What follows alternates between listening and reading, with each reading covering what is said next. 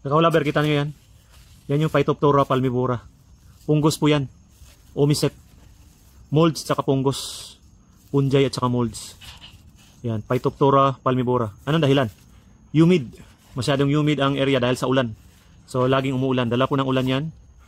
Tapos, wala kang pruning. Hindi nakapasok ang sikat ng araw tsaka hangin.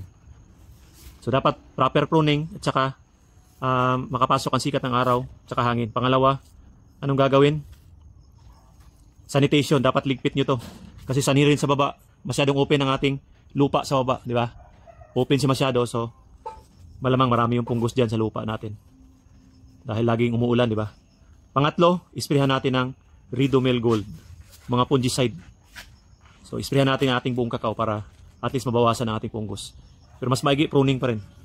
Papasukin ang sikat ng araw. Tapos, proper sanitation, spray fungicide. Yun yung gamot doon, mga kakao-lover. Phytophthora palmivora. Alright. Ligpitin yan, dapat.